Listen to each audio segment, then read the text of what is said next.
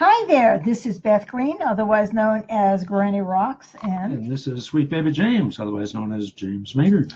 And tonight I'm going to talk about what should you do if you want to give up. Don't do it. Don't do Don't do it. But maybe you should. So it's a very intriguing topic and one that is very close to my heart. So I can't wait to talk to you about it. But before we get into the content itself. Yes, welcome to Grow, Granny Rocks Our World, which is brought to you every Monday and Wednesday, 6:30 p.m. Pacific, where Granny shares her uncommon sense, her wit, and her wisdom to rock our world yet again. So, hey, take it away, Granny. Thank you. Well, I want to tell you what inspired this topic. Yes, please do. I wanted to give up. Ooh.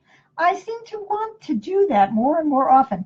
I wonder if it has anything to do with the fact that I'm 74, but I'm an old 74 because I'm very sick and have been all my life.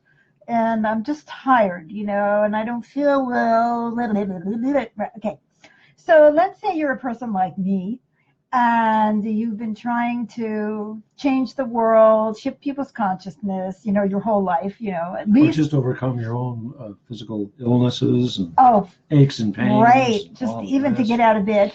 Okay, so, and you feel like maybe I feel like I haven't gotten anywhere, so maybe there's something in me that says maybe I should give up already and try to do something else, like retire, except we don't have the money, James. No. Obviously, I can't give up because we don't have enough money. So, but anyway, series have a very important seriousness to talk about. So, how do I know whether I actually should give up or not? So, it's a very legitimate question. You guys, you may have been dealing with health issues. You may be trying to get a daughter to get sober. You may have a number of other things could be happening for you that makes you want to give up. Oh, the job isn't working out, or your relationship, you're fighting, or there are just so many areas in life where we look at it, should I keep pushing or should I give up? So now I want to talk about how you should look at this question.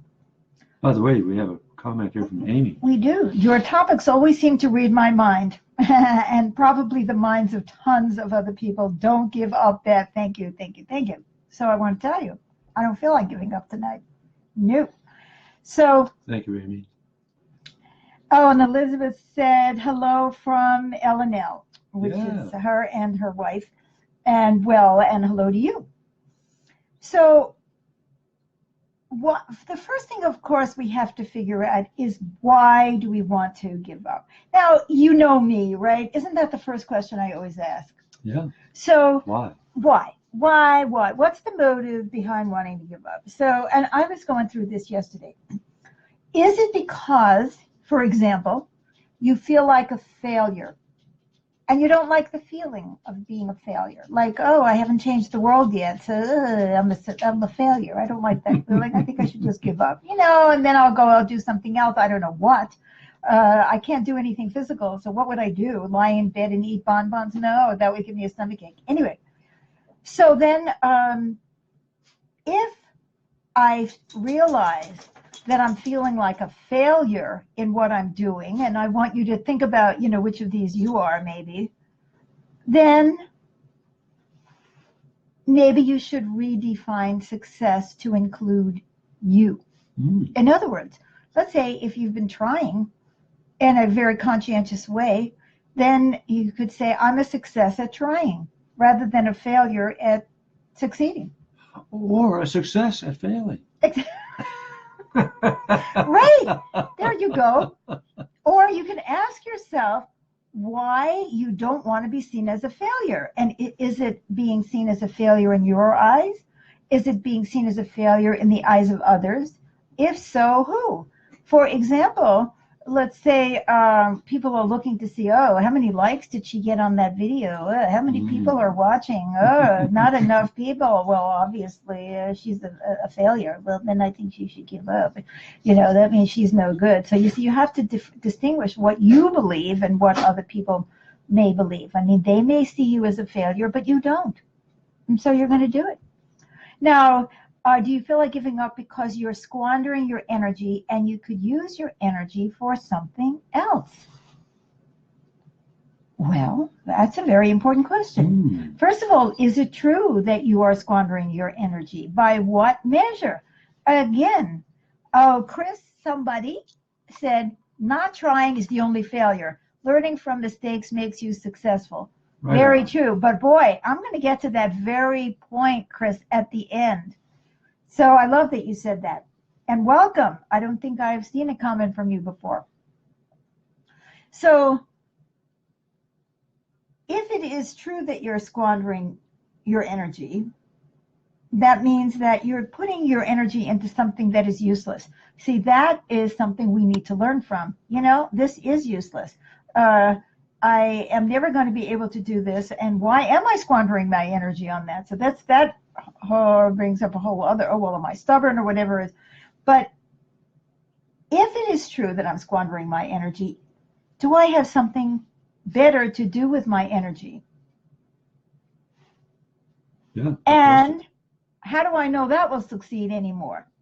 So like, let's not make success the issue anyway, because if I go do something else, I might not succeed in the world, the eyes of the world anyway. Oh, I tried to do this, and it only got so many likes. I tried to do that, and people weren't interested. I tried to do that, they weren't interested. I believe I'm a failure. So that can't be the way. We can't be evaluating things by whether it looks like it's succeeding. The real question is, there's something better that I should be doing with my time? And if I am squandering my energy, why am I stuck doing that over and over? Am I afraid to do something else? Am I afraid that I won't succeed in doing something else?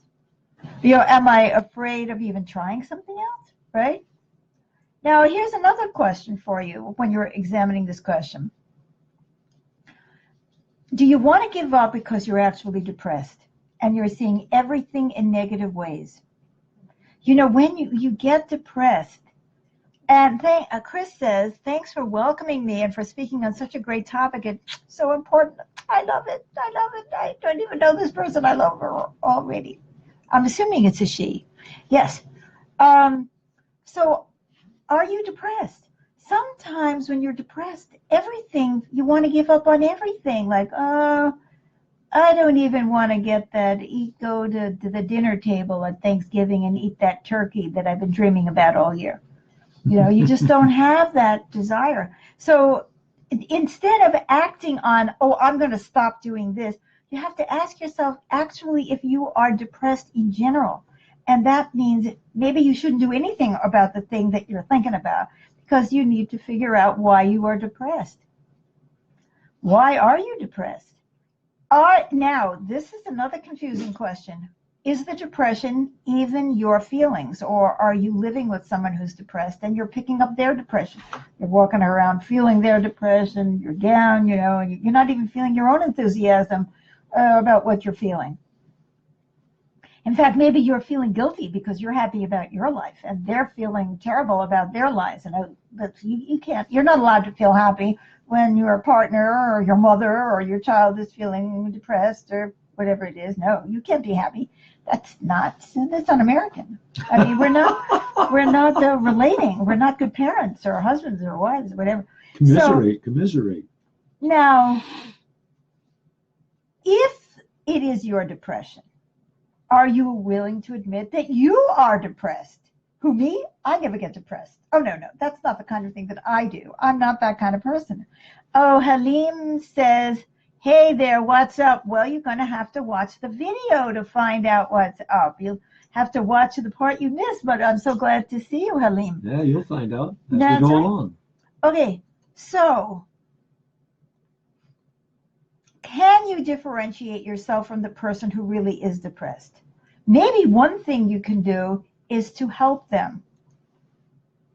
That might help them and maybe make you feel better too, or you can at least try. But then, oh my God, that's another thing where you may not succeed. Oh my God, if the person is depressed, then no matter what you do, they may not get it out of depression. There's one more thing that you're going to feel like you're a failure at, that you know, and maybe you should give up. Maybe they need professional help or something else, right? Or So, we have to look at these things now. If the depression is yours,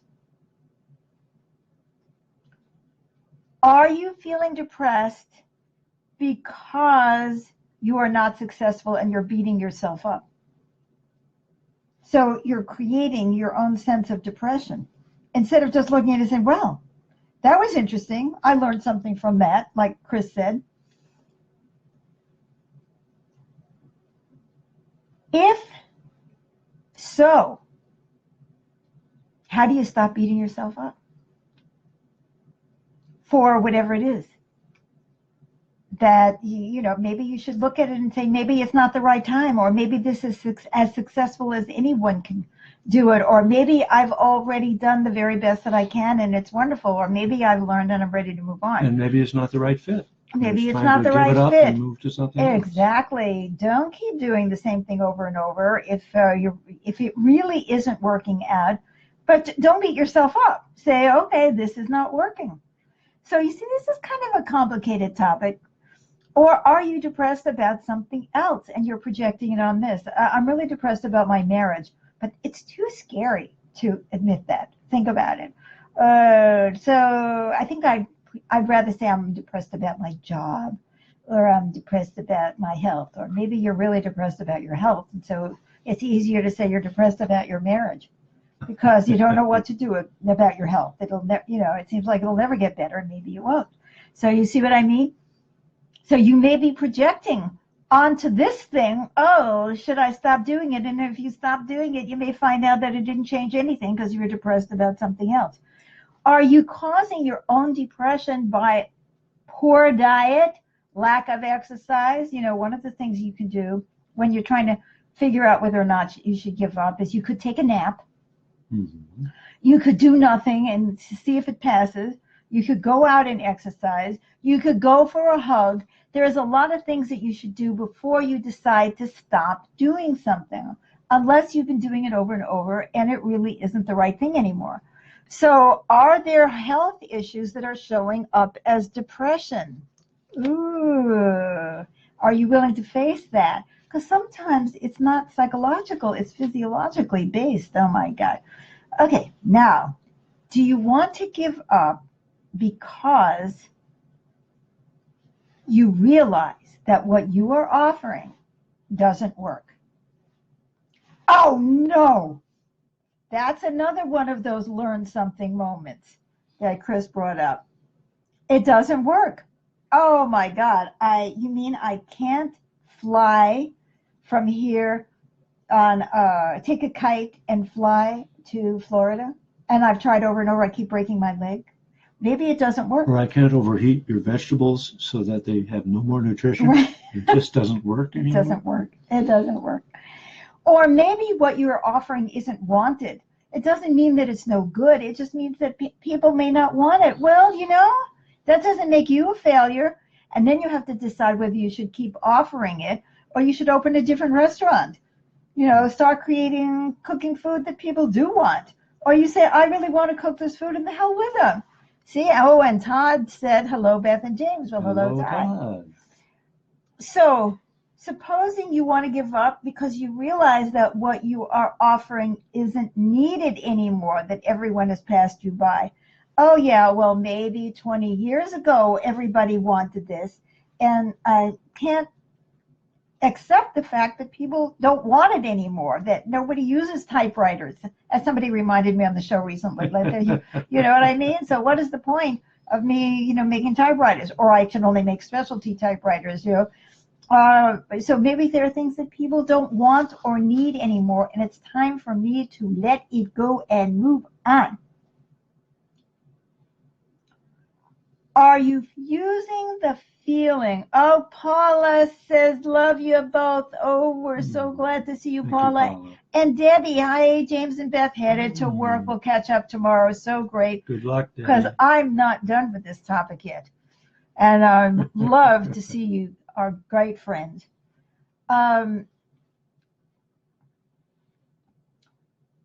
So are you using the feeling of wanting to give up in order to stop you from doing something that others might not like? I'm not talking about offering a service that nobody wants, which you have to evaluate whether or not you can afford to keep doing that. But maybe you're afraid that you take that one more step and somebody isn't going to like it, and they say, "Oh, I think I should give up now." Do you know what I mean? Yeah. I'm going to institutionalize my daughter, and everybody's going to get mad at me and think that I'm a fink. Well, I can't do that, so I think it's time to just give up and let her, rot on the street. So I'm not saying what you should do, but you see what I'm talking about. Sometimes we actually should be doing it, but it scares us because somebody else might not like it or she might not like it. In fact, are we using the desire to give up to stop us from doing something that scares us? Oh, I need to take one more step. Like, maybe I really should run for city council, or maybe I should run for whatever it is. And it scares me. And so I can say, well, I've been trying to change the world for the last 5 minutes. It hasn't changed. I think I should give up. Right? Now, are you using the desire? Don't you hate me? You ask a simple question. Do I ever give a simple answer? No. No. Are you using, now this is very important, are you using this question, whether or not to give up on something, because you don't want to change? In other words, this is where I was going to really relate to what Chris brought up. You need a new strategy. You need a change in your paradigm. You need to change your point of view. There's something to learn. But instead of doing that, you just give up. I think I should just give up. Maybe it's too threatening for me to change my paradigm or have a different point of view. Maybe I have discovered that if you don't market yourself, nobody will. If I don't market myself, nobody is going to buy my counseling services, and we are going to go broke. Okay? I don't like that. I just want people to come like they used to. Okay. So that might mean that I might have to change my strategy. Well, that makes me uncomfortable. I don't want to do that. I'm not that kind of a girl. I'm not the kind of girl who markets myself. I may still not be that kind of a girl. But anyway, you understand what I mean? We might have to make a change that feels uncomfortable to us. We might have to accept something that feels abhorrent to us. We might have to do something different from what we're used to. So we can give up or want to give up just 30 seconds before the miracle, right? The miracle may be that we finally give up, and that's the right thing, and it has been the right thing for the last 20 years, right? But maybe the miracle is some change in the way we're doing it, or an approach, or going to therapy and getting some help. Okay, so as usual, the answer to the question is not so easy. What should you do if you want to give up?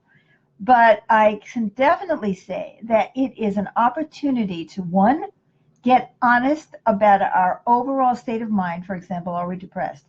Get honest about our health.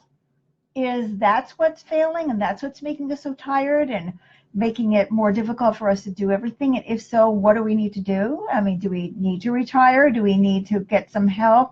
Or do we need to cut back? Is there something that can be done about our health? 3, get honest about our relationships with other people. Like, don't live in someone else's depression out of our own codependency or feelings of guilt. And 4, get honest about ourselves and our lives. And we can ask ourselves, is the thing that I'm thinking about giving up important to me or to others? I was just thinking about cutting back on growth and only doing it on Wednesdays instead of Mondays and Wednesdays. But then I thought of you guys, and I don't know. I don't want to do that right now. It's important to me to try to reach out to you. And I know it's important to some people. The second thing I want to know is it worth doing? Or is it just some ego thing? Like, I want to be a star. I want to hear myself talk. Or whatever it is. Is it really I don't know if this is 3 or 4, but anyway, I think maybe 4. Is it really too late to accomplish something? You know, I'm never going to run a marathon. I can barely get out of bed. So should I give that up? I think I should give up on running a marathon. And so I should release myself from the need to do it and get on with something more useful or valuable or doable. Like talking on, Grow. I can do that. I can't run a marathon, but I can do this. I can put my time and energy into this. Is it something that we're doing or we want to do to impress others? Chris says self-care is key. You are so right.